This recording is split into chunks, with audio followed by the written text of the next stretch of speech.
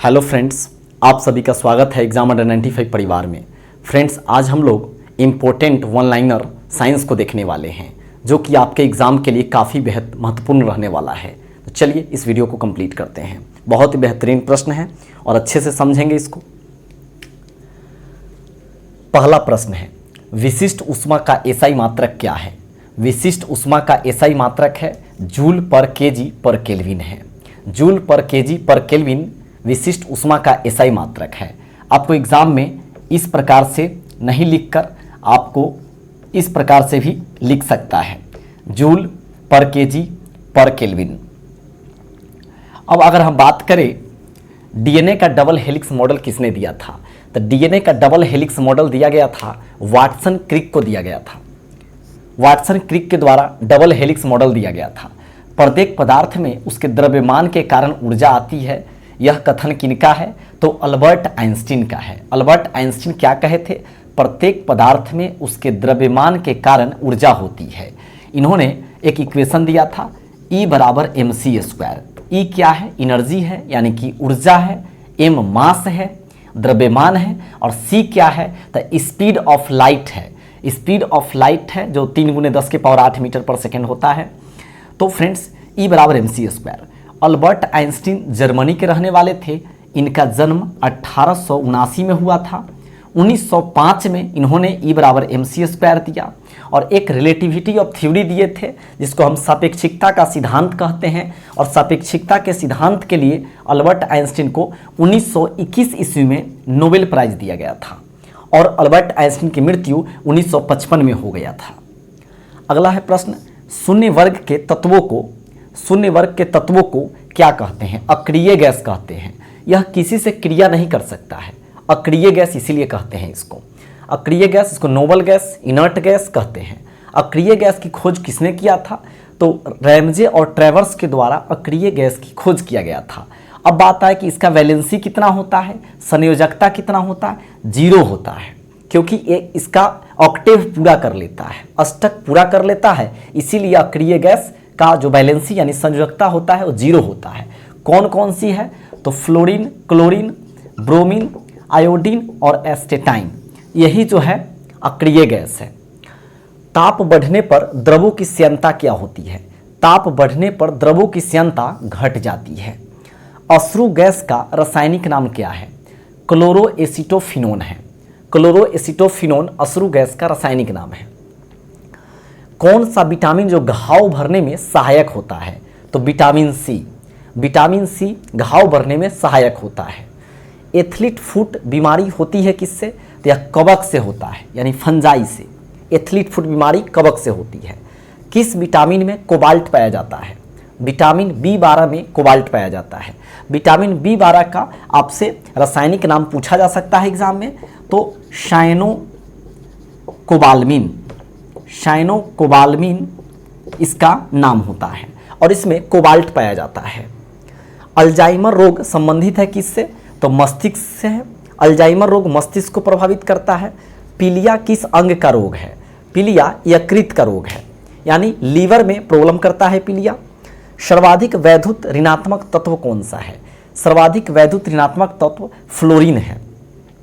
खींचकर किसी तार की लंबाई दोगुनी कर दी जाए तो विशिष्ट प्रतिरोध क्या होगा? खींचकर किसी तार की लंबाई दोगुनी कर दी जाए तो विशिष्ट प्रतिरोध अपरिवर्तित रहेगा, कोई चेंज नहीं होगा इसमें। आलू किस कुल का पौधा है? सोलेनेसी का है।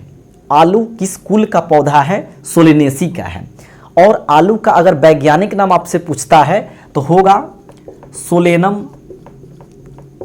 ट्यूबरोसम।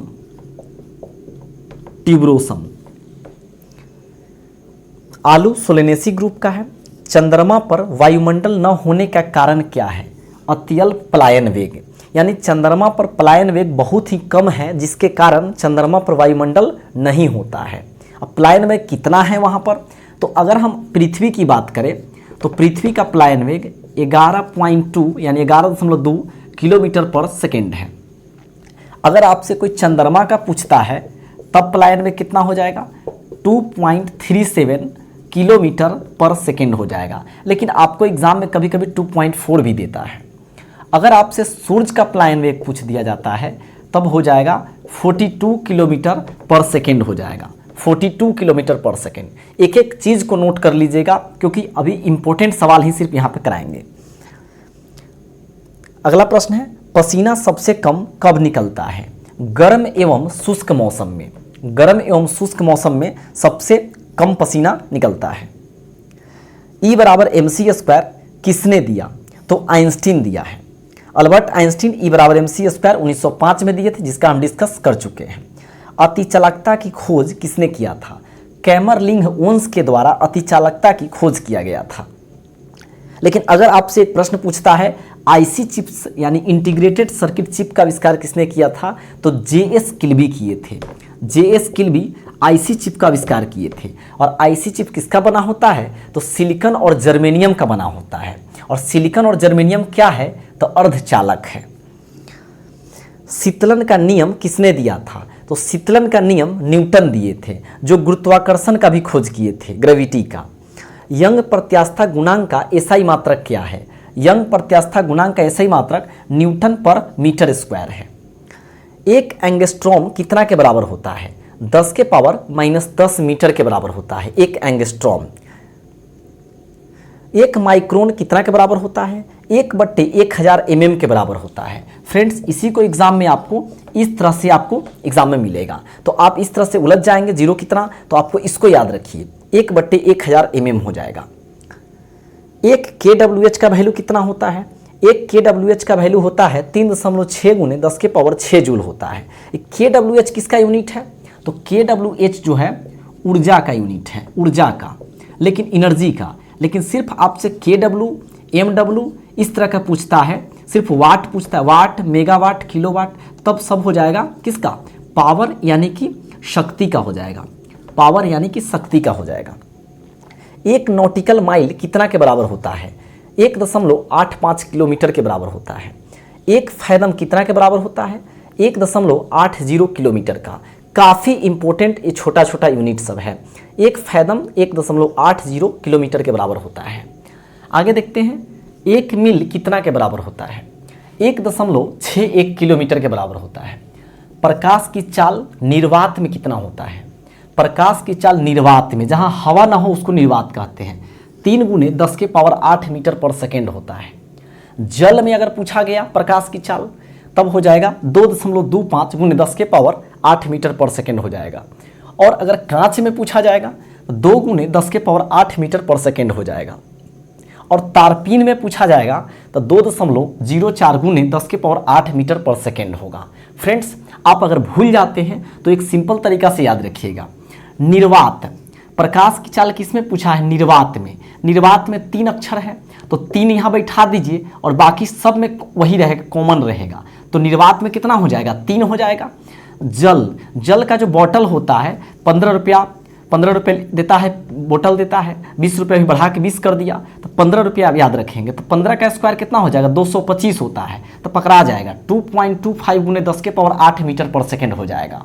कांच की बात करेंगे, 2 अक्षर का है, तो 2 × 10⁸ मीटर पर सेकेंड।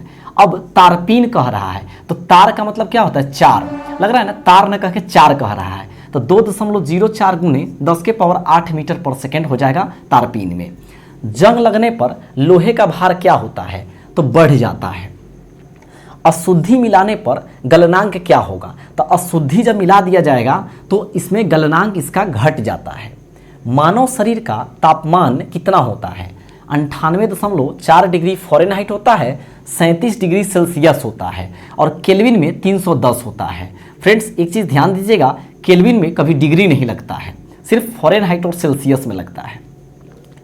पृष्ठ तनाव यानी सरफेस टेंशन का एसआई मात्रक क्या है? तो अगर हम सरफेस टेंशन यानी पृष्ठ तनाव का फॉर्मूला की बात करें, कैसे आप पृष्ठ तनाव निकालते हैं, तो फोर्स बाई लेंथ होता है। फोर्स बाई लेंथ यानी कि बल बट्टा लंबाई, बल बट्टा लंबाई हमारा पृष्ठ तनाव निकालने का सूत्र होता है। तो बल यानी फोर्स का न्यूटन हो जाएगा, लेंथ का मीटर हो जाएगा, तो हम न्यूटन पर मीटर कह सकते हैं। अब बात करते हैं ऊष्माक्षेपी, तो यह एक प्रकार का रिएक्शन है। तो ऊष्माक्षेपी रिएक्शन यानी ऊष्माक्षेपी जो अभिक्रिया है क्या है?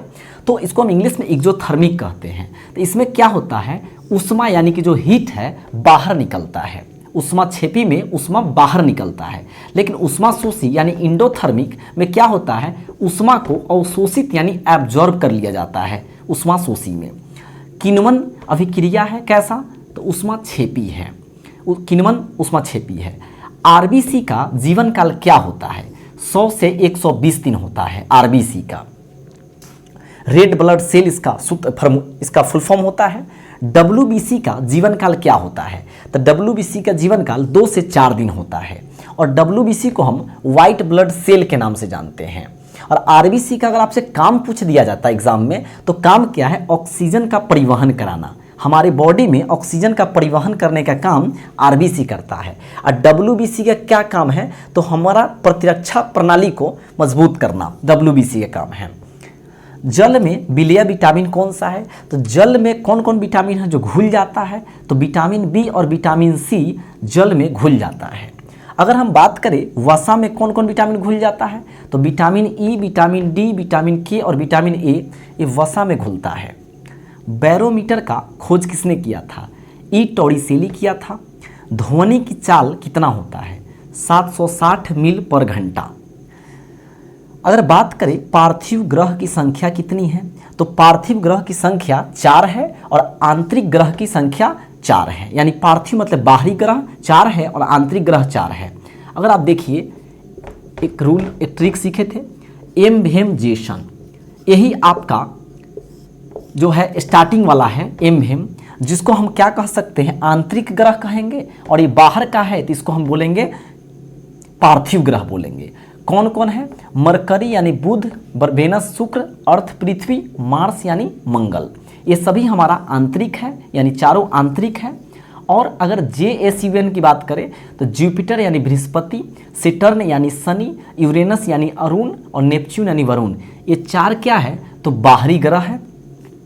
अब बात करें अगर इसका उपग्रह की बात करें, तो स्टार्टिंग का आपको कैसे याद रखना है, सब याद हो जाएगा, बस देखिए वीडियो को पूरा।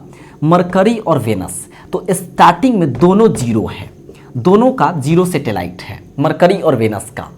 अर्थ का एक ही है जो मून है हमारा, और मार्स का 2 है जिसको हम फोबोस और डिमोस के नाम से जानते हैं। और मार्स को मंगल ग्रह भी मार्स को हिंदी में मंगल ग्रह कहेंगे, और लाल ग्रह होता है यहाँ, तो उसकी बात हम करेंगे।